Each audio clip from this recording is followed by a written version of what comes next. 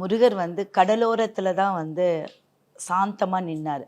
அப்போ அங்கே வந்து வேதங்கள் வந்து துதிச்சு, நம்ம அவரை வந்து ஒரு துதிப்பாடுவோம் இல்லையா வேதங்களில், அந்த துதிப்பான வேதங்கள் எல்லாமே பன்னீர் இலையாக வந்து முளைச்சிடுச்சு.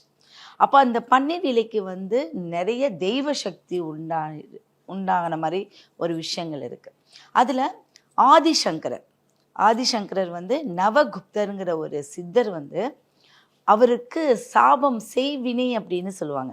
செய்வினை கோளாறு, செய்வினை பில்லி இதெல்லாமே அவர் மேலே ஏவி விட்டுட்டார். அப்போ அந்த ஏவி விட்டதுனால ஆதிசங்கர் அதால் பாதித்து அவர் சில நோய்களால் பாதிக்கப்பட்டார். காச நோய், குஷ்டம் இதால் அவர் பாதித்தார். அப்போ எத்தனையோ கோயிலுக்கு அவர் போயிட்டு வந்தார். எத்தனையோ கோயிலுக்கு போய் அவருக்கு ஒன்றும் விமோச்சனம் கிடைக்கல. கடைசியாக திருச்செந்தூர் வந்திருக்காரு. அப்போ திருச்செந்தூர் அவர் அந்த பன்னீர் இலையில் விபூதியை வாங்கி உடம்பு பூரா தேய்ச்சிட்டு அதையை சாப்பிடவும் செஞ்சபோது அவருக்கு அப்படி கொஞ்ச நாள் ஒரு 16 நாட்கள்லேயே அவருடைய உடல் சுத்தமாக குணமாயிடுச்சு.